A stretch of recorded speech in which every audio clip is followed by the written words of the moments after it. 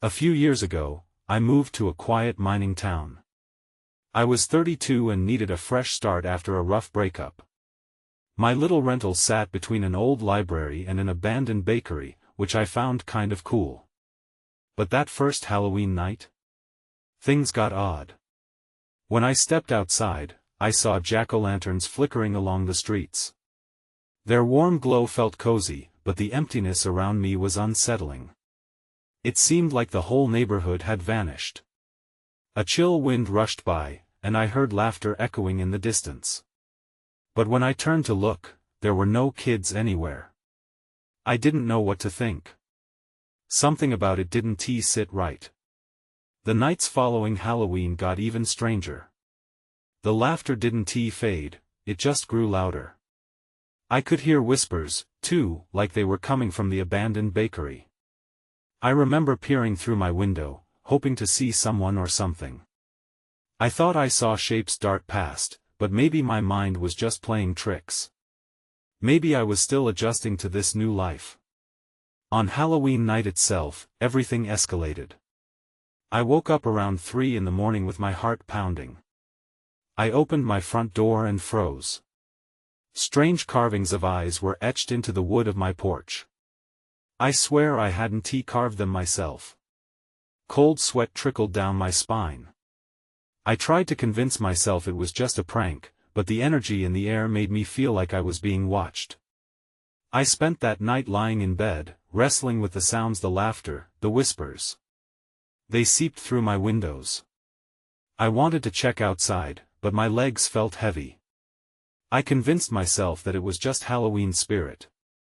Still, my stomach churned whenever I heard a laugh. Each one echoed like a teasing taunt. The next day, there was no sign of what happened the night before. I thought maybe I imagined everything. But I couldn't shake the feeling. I often peeked out my window whenever I heard a noise, half expecting to see something. The laughter still lingered in my mind, making me doubt my own sanity. As Halloween approached again, I wondered if what I experienced was some town folklore or maybe the place had stories I couldn't grasp. Just before I moved, I thought I saw a figure standing at the end of my driveway. My heart raced, but when I blinked, it was gone. I still can't decide if those experiences were real or just a reflection of my own fractured state of mind. But still, that strange laughter echoed in my memory.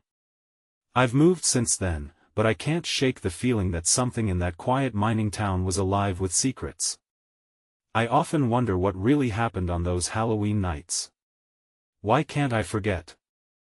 The days turned into weeks, and I tried to shake off the memories from that mining town. I settled into a new routine in my current city, but Halloween approached again, and the unease crept back. It was just a holiday, I told myself, a reason for candy and costumes.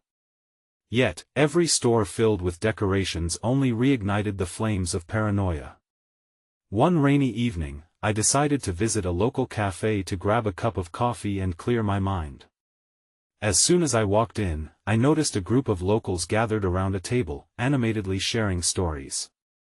I caught snippets of their conversation, a little too loud and a little too excited for a cafe. The topic? Halloween traditions in small towns. Curious, I took a seat nearby, pretending to read a book while I listened. What struck me was how they spoke about ghost stories, the ones that lingered long after the last trick-or-treater had gone home.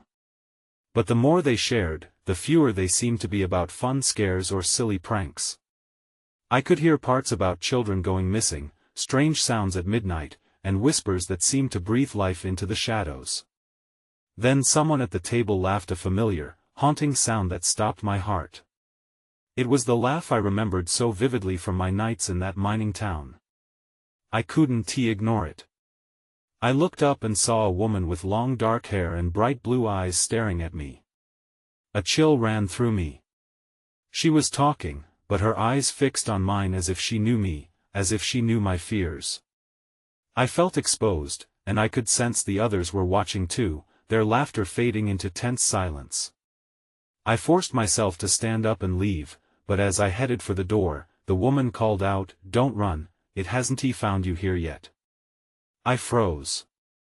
I couldn't comprehend what she meant. I stumbled outside, my heart pounding. Was she hinting at something? A connection to that town? I didn't want to investigate further. I just wanted to escape. But as I walked to my car, that haunting laughter filled the air again, bouncing off the walls of the cafe now behind me. It spiraled around me, creating a cacophony of sound that was hard to ignore. Fear gripped me, and I hurried to my vehicle, locking myself inside. Then everything went silent. I took a deep breath, shaking, trying to clear my mind. I needed to forget this. But as I glanced into the rearview mirror, I caught a glimpse of something. Shadows danced behind me, shapes flickering at the edges of my vision. I turned quickly, but there was nothing there. Just the emptiness of the parking lot. I left that cafe wondering who that woman was and what she had meant. I had almost convinced myself I was safe, but now I realized those Halloween nights weren't over. They were just beginning. As I drove away, I couldn't shake the feeling that something was waiting for me, ready to pull me back into its depths. And I was afraid I could never fully escape it. The following days passed slowly. I tried to immerse myself in my daily routine, but every rustle that echoed through my apartment made me jump. Every shadow seemed darker, deeper. I avoided any more cafes, convinced that I needed to distance myself from anything that reminded me of that laugh or her. But Halloween was closing in fast, and no matter where I turned, reminders lingered in store windows and decorations lining the streets. One evening, I received a message from my old friend Eric. He wanted to meet up. It was an invitation I couldn't ignore, especially since he still lived back in the mining town. I hesitated but eventually met him at a bar downtown. When I walked in, I found him sitting at a corner table, his expression serious. "You look like you've seen a ghost," he joked, though his brow was furrowed. I forced a smile and sat down, determined to push away my unease. After some small talk, I decided to broach the subject. "Have you heard any strange stories about Halloween? You know, like things that happened last year?" He leaned in, his voice dropping. "You mean, like the disappearances?" A rush of cold washed over me. There were disappearances? Yeah. Kids went missing. It was all over the news for weeks. But people were too busy dressing up and partying to really notice. He shook his head, eyes darting to the entrance. But there's always been something about Halloween there. Especially that old mine up on the hill. I felt that familiar chill tracing my spine. "What do you mean?" "They say the mine is haunted. Folks claim they hear voices, laughter echoing in the dark. Some even swear they've seen children running around, but they're not there when you get close." The way he said it made my stomach twist, an undeniable fear creeping back. I took a deep breath, trying to shake the panic. "But that's just stories, right?" "Maybe." Eric shrugged. "Or maybe there's something to it. You know how it is in small towns. Things go awry in the dark." From the silence around us, I could hear my heart racing. I thought about the woman in the cafe and her chilling words. "Don't run, it hasn't found you here yet." Then, Eric shifted in his seat. "You should be careful this Halloween. Something feels off." I nodded. I couldn't shake the feeling that whatever I had tried to escape was still waiting for me. As we finished our drinks, a loud crash echoed from the back of the bar. Everyone turned to see what had happened, but when I looked back at Eric, he was staring past me, his eyes wide. I turned to follow his gaze, but there was nothing there. "Did you see that?" he asked, his voice trembling. I didn't need to answer. The tension in the room had thickened, the laughter and chatter gone. It felt like the shadows were closing in. I had to get out of there. But as I stood up, a voice sounded right behind me, whispering, "It's time." I spun around, but the bar was emptying out, and I was completely alone. I ran for the door, my mind racing. Whatever was out there was closer than I thought. A dread settled in my chest, something was beckoning me back, and I felt like I was losing my grip on safety. And as I hurried outside, I couldn't shake the feeling that Halloween was hunting me down.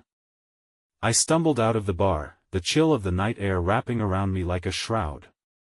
My heart hammered in my chest, and every shadow seemed to stretch and loom, taunting me. I felt the weight of something sinister pulling me back, whispering secrets in the dark. As I walked down the sidewalk, I couldn't shake Eric's words from my mind.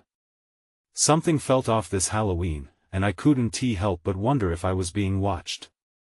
I quickened my pace, eager to put distance between myself and the bar, the laughter of the crowd still ringing in my ears like a cruel reminder.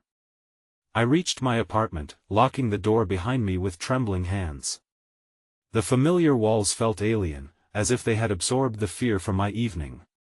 I flicked on the lights, but they did little to dispel the sense of dread. There was an unsettling quiet, no background noise, no sounds from the street below. Just silence. I tried distracting myself. I turned on the TV, mindlessly flipping through channels. Nothing could hold my attention. I grabbed my phone and texted Eric to check in, but there was no response. I wondered if he was still at the bar, lost in whatever strange turn of events had unfolded there. Then, out of the corner of my eye, I noticed a movement through my window. My heart raced as I approached. I peered out, but my view of the street was blocked by the large oak tree in front of my building. I squinted, searching for any sign of life, but all I could see were branches swaying in the soft wind. It was getting late. I needed to sleep, to escape the mounting fear, but as I headed to my bedroom, I suddenly halted. There, lying on my bed, was a small, tattered doll. I had never seen it before. Its glassy eyes stared up at me, the corners of its mouth twisted in a permanent grin. I felt a knot in my stomach. It had no place in my life. I was certain of it. I glanced back towards the door. Had someone come in? My mind raced through the possibilities. I picked the doll up with trembling fingers. It felt cold, almost like it had been left in the dark for a long time.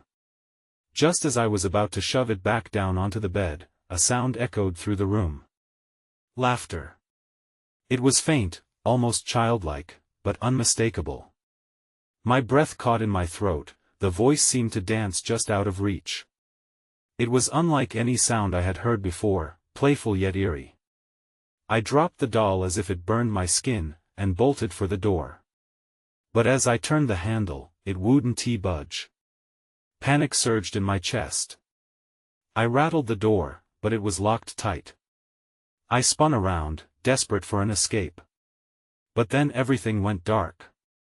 The lights flickered once and then cut out completely. It felt as if the shadows were encroaching, swallowing me whole. I felt the doll's presence looming behind me, the laughter growing louder, filling the darkness. In that moment, fear became my only companion. Something was in the room with me. And it wanted more than just my attention. I took a deep breath. What would I find when the lights came back on?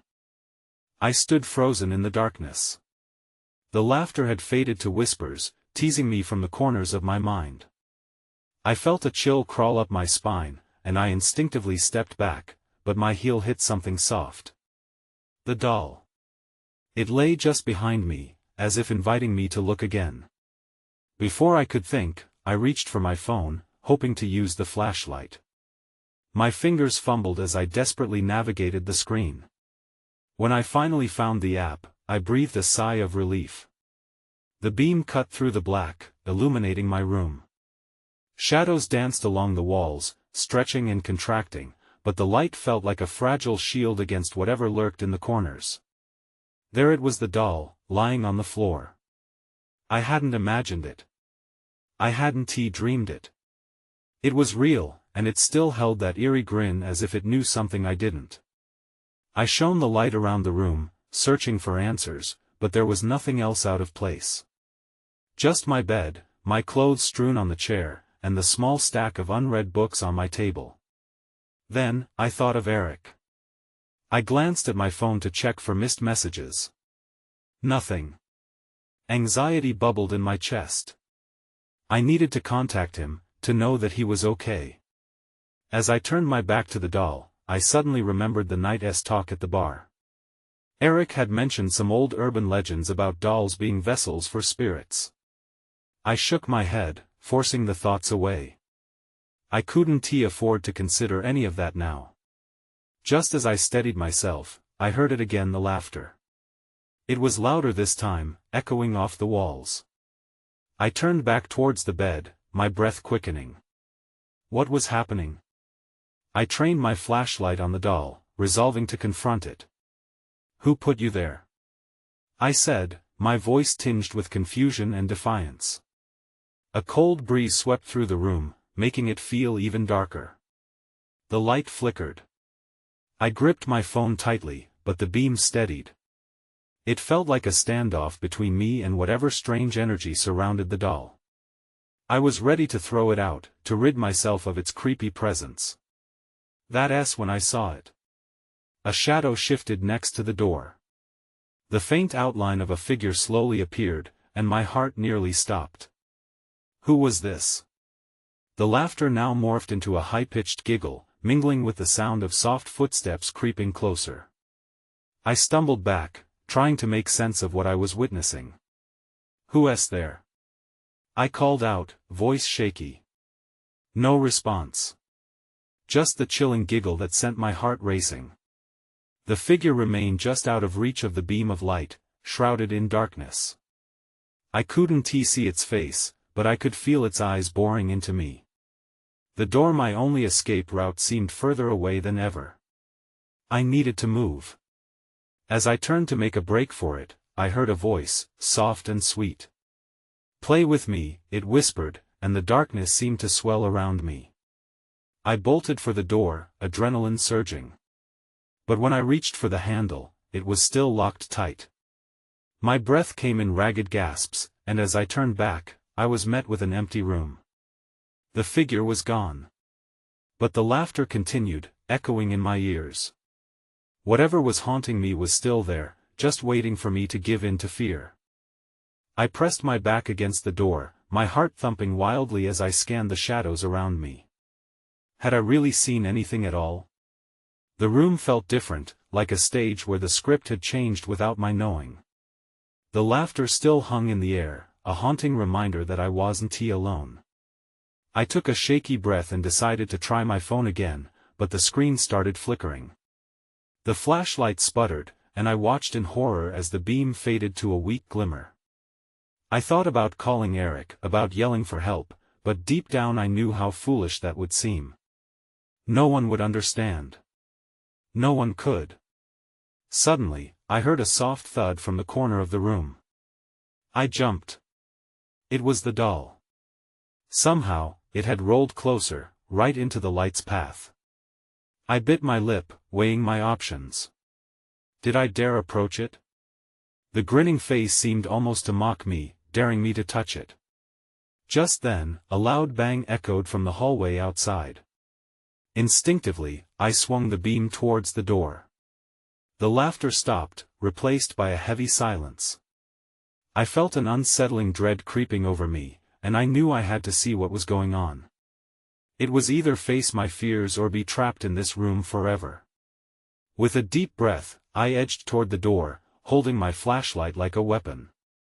I gave the handle a twist.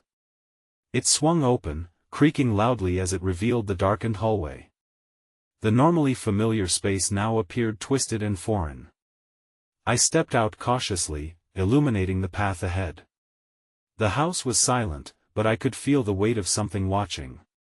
My senses heightened, I moved slowly, the light flickering as I walked further into the hallway.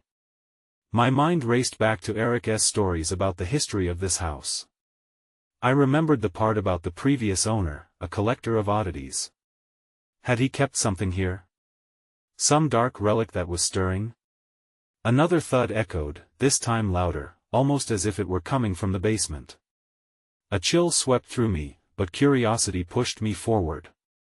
I had been told never to go down there, always to avoid it, but my instinct screamed that the answers lay below. I made my way to the top of the basement stairs. The air was thick with silence, and I could feel my pulse quicken. I reached for the light switch, half hoping it wouldn't work. When I flicked it, only a faint bulb sputtered to life at the bottom, casting eerie shadows on the concrete walls. That was when I noticed something glinting next to the bottom step. My stomach dropped as I realized it was a small key. The kind you would use to unlock something important, perhaps a trunk or a chest. As I bent down to pick it up, an icy breeze brushed against my neck, calling my name in a breathy whisper. I froze, key in hand. The laughter returned, louder and more frantic than before, vibrating through the air like a drum. I realized then that I was not alone. With newfound urgency, I stepped back from the stairs. Before I could turn, something rustled behind me. I knew I had to move, but part of me felt stuck in place, drawn to the darkness I was trying to escape. I took a deep breath, ready to confront whatever was coming. But nothing had prepared me for what I would find when I turned around. The darkness loomed behind me as I turned slowly, my heart racing and my breath caught in my throat. Every instinct told me to flee, to run back to the safety of the room, but my feet felt like they were glued to the floor. What I saw made me gasp. In the doorway stood a figure, blurred in the dim light, but it was unmistakably human. Its outline seemed to shift as if it were parting the shadows. I squinted, and the figure became clearer, revealing a man with hollow eyes and a twisted smile that didn't quite reach his eyes. "Hello," he said, his voice a soft rasp. "You found the key." Panic surged through me. I backed away, clutching the key tightly in my palm as memories of the doll flooded back. Was this what the collector had become? A spirit trapped within the walls of this house, seeking to reclaim something that was his?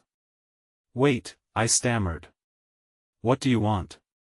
The figure stepped closer, and I felt an undeniable chill sweep past me. I wanted to bolt, but the weight in my chest kept me tethered. "I need you to help me," he said, his voice tinged with urgency. "Something was taken from me, and it must be returned." "What was taken?" I blurted out, though I feared the answer. "A part of my collection. It shouldn't be here. The balance is wrong." He pointed to the basement stairs, the shadows seeming to curl around him like fog. I glanced back at the stairs, the key still in my hand as the laughter echoed around us like a lingering curse. I shook my head, trying to rationalize what I was seeing. "I don't know how to help you. I just want to leave." The moment my words left my mouth, the lights flickered violently, and for a moment, I thought they would go out altogether. I looked back at him, his face was now contorted with desperation. "You can't leave." "Not yet." I felt a surge of anger mixed with fear. My instincts screamed for me to flee. "You're not real," I insisted, trembling as the flashlight sputtered and dimmed further, shadows swallowing the hallway whole. "Real or not, it matters not. What is here must be returned." His eyes bore into me, and I felt their weight pressing against my mind. "It wants you to finish the task." Before I could respond, he suddenly turned and pointed down the hallway. "Now, go." Without thinking, I dashed past him, racing through the darkness toward the living room at the front of the house. My breath came in quick gasps. I could feel the walls closing in, the laughter rising to a near-deafening pitch. As I burst into the living room, my heart fell. The doll was back, sitting primly on the chair as if waiting for me. And beside it, on the floor, was a small chest, locked tight but begging to be opened. That's when I saw it.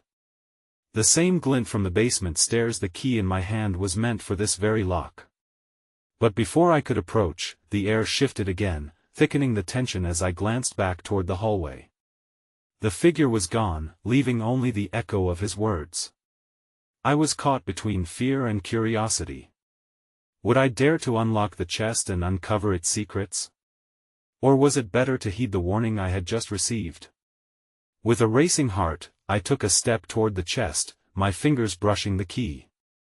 The laughter reverberated again, but this time it felt like a challenge. I hesitated, my fingers hovering over the chest's rusty lock. The doll's gaze felt heavy upon me, its painted smile oddly knowing. I wanted to turn and flee, but the laughter taunted me, teasing just out of reach. There had to be something inside worth the risk. With a deep breath, I slid the key into the lock, my heart pounding in rhythm with the slight turn of the treacherous mechanism. I felt the air shift as the lock clicked open, a sound far louder than it should have been. An unease gripped me, but the yearning to know overpowered the fear. I lifted the lid slowly, half expecting something to leap out. Instead, a swirl of dust rose, catching the light in a soft, dramatic halo. As the dust settled, I peered inside. There, resting on a crimson velvet cloth, was an assortment of small objects, each one peculiar and unsettling in its own right. There was a glass eye, unsettlingly perfect, and a delicate porcelain hand, fingers elegantly curved. My eyes widened as I recognized a familiar trinket, a tiny locket that had been missing from the doll. It had belonged to the collector, or so I'd heard. But what shocked me most was the presence of a frayed piece of fabric, not just any fabric, it looked like a part of the doll itself. As I reached for the locket, cold fingers grazed my wrist. I yanked my hand back, gasping. The air grew heavier, filled with an overwhelming sense of dread. The shadows along the walls deepened, twisting and writhing. Whispers floated around me, fragments of words I couldn't quite catch but felt pressing against my ears like weighty stones. Return it, return what you took. The voices mingled in a cacophony of longing and rage, slicing through the silence. I stumbled back, nearly losing my footing. The doll's eyes glimmered with malice, or at least that's how it felt. Each object in the chest seemed to vibrate with purpose, begging me to choose. But what would happen if I took them? Would I trap myself further in this nightmare? Before I could make sense of what I was feeling, I caught movement in my peripheral vision. The figure from before appeared in the doorway, much closer this time, his hollow eyes fixed on the chest. "You aren't supposed to see those," he rasped, his voice a low hiss that sent chills down my spine. There was panic in his expression, and for a moment, my fear shifted to confusion. "What do you mean?" I stammered. "I thought I was supposed to return something." His lips curled into what might have been a smile but came off as something darker. "You can't return what you don't understand." He stepped into the room, shadows clinging to him like a shroud. "What you take from here will bind you." With every step he took, the laughter grew louder, reverberating through the walls, a reminder of impending doom. My heart raced, panic clawing at my throat. I was clearly entangled in something far beyond my control. Then everything went dark. The lights flickered out, plunging the room into a deep, suffocating black. The whispers escalated into howls, drowning out the last remnants of rational thought. I felt my way back, guessing at the space I had just occupied. I needed to escape. But the darkness was thick, and I felt like I was being pulled down, deeper and deeper, into a place I did not want to go. I needed to act, and I needed to act fast. What did I really take? I hadn't even touched anything yet. But maybe that was the point. Maybe it was too late. The moment the darkness swallowed me, panic threatened to sweep me away. I whipped around, disoriented, desperate for the faintest hint of light. But the void was absolute. I pushed my hands out, searching for the chest, for anything solid that could anchor me back. My fingers brushed against the edge of the table. Thud. A resonant noise echoed through the room, sending waves of dread coursing through me. The sound wasn't just from my heart, it was something heavier, something far more ominous. It made the shadows quake and shift, as if aware of my presence.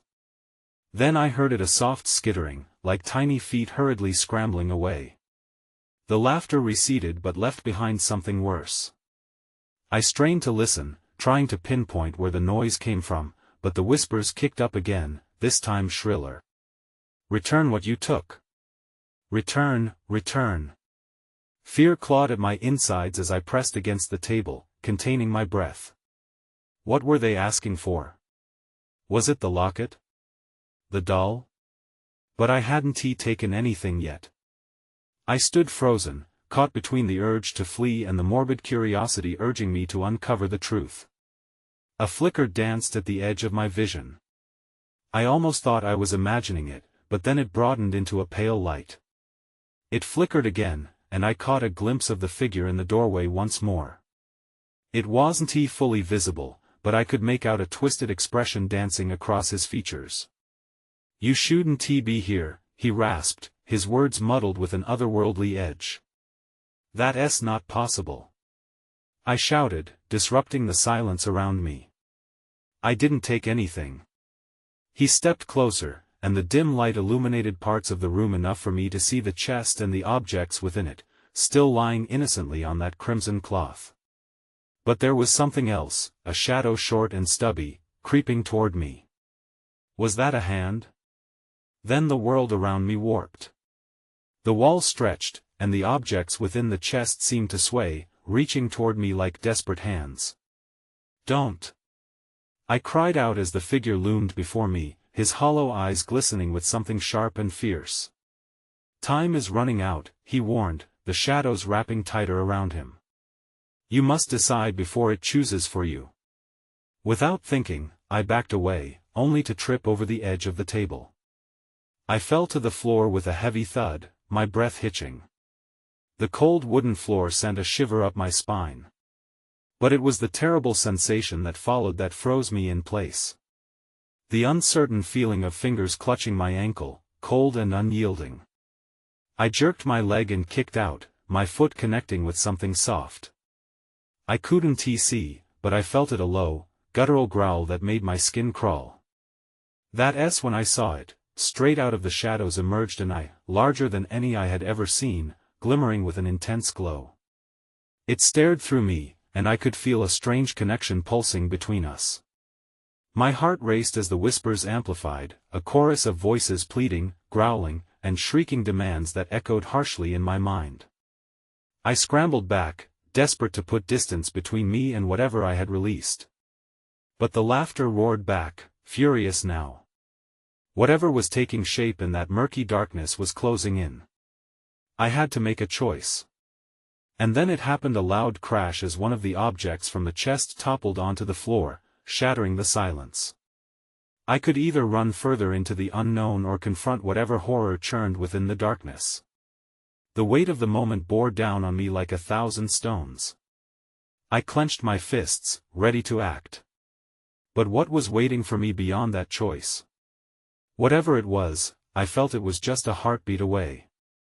I squeezed my eyes shut, feeling the pulse of frantic energy in the air, echoing through the shadows. They held a power I didn't understand, one that twisted my very being.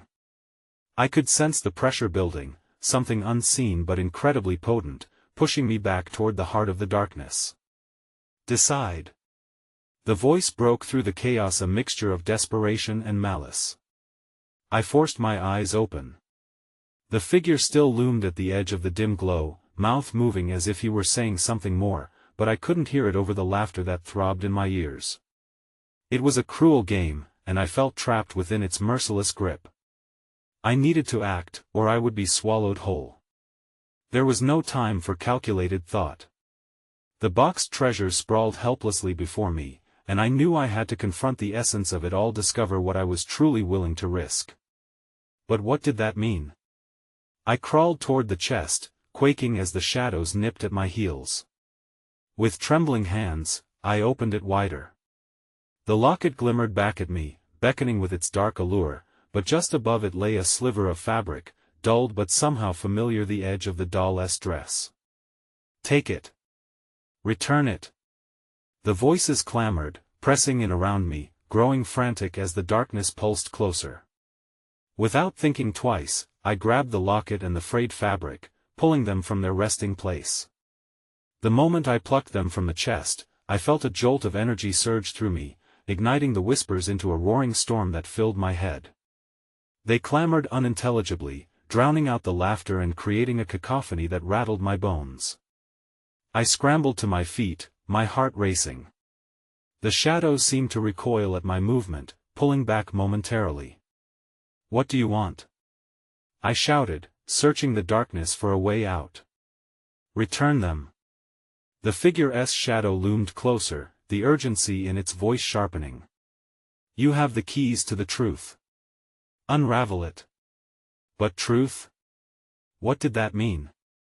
I could barely grasp my own reality as the atmosphere thickened around me. I faced the doll bouncing back with a sinister gleam. Everything hinged on this moment. I took a deep breath, stepping forward as the air crackled. I stood over the doll, the trinkets clutched tightly in my palm. With a final show of defiance, I threw the objects down, watching them collide with the floor. "Return what should have never been here," I cried, feeling like a fool, but the desperation coursing through me was my only ally. For a heartbeat, all fell still. As if the very foundation of reality held its breath along with me. The laughter sputtered, hesitating, waiting. Then chaos erupted. The darkness swarmed, a whirlpool of shadows crashing onto the room as the chest splintered open. The objects began vibrating violently, merging together, whispering promises and curses into the air. I stumbled back as the shadows writhed and pulled, and suddenly the doll's mouth twisted, forming words of warning. "Run!" With terror burning in my veins, I spun on my heel and dashed toward the doorway. The darkness chased me, tangling around my legs, but I didn't stop. I ran until I reached the front door, yanking at the knob as lightning crackled in the distance. "Open!" I shouted, summoning every ounce of will. The pressure behind me intensified, a looming wave threatening to lash out. And then it clicked, the door flew open, and I stumbled headfirst into the night. I fell onto the porch but didn't look back. I scrambled to my feet, the laughter echoing behind me, still clawing to reclaim its hold. I sprinted toward my car, the cool night air biting against my skin, pulling me into the familiar comfort of suburban chaos as the echoes receded. My heart raced as I hopped into the driver's seat, fumbling with the keys, desperate to escape that haunt. As I tore down the darkened street, I caught my breath, the pulse of fear still ringing in my ears. Was it over? My heart weighed heavy with unanswered questions, a swirling mass of uncertainty that lurked just beneath the surface. I could still feel the whispers, the laughter, drifting alongside me like gusts of wind. What had I really released? What lay waiting in that unforgiving darkness? I moved far away from that place, yet I often think of it. The old mine on the hill, the children's laughter lingering in my memory, and that woman's chilling gaze still haunt me. I don't think I could ever fully escape the depths of those shadowy nights, as if the mining town still holds a piece of my soul captive. I guess it doesn't matter if you believe in the supernatural or the natural, some questions simply aren't meant to be answered. And there are shadows you can't run from, no matter how fast you move. Sometimes, I find myself listening closely, half expecting a familiar laugh to pierce the stillness, and I know I'm never truly free.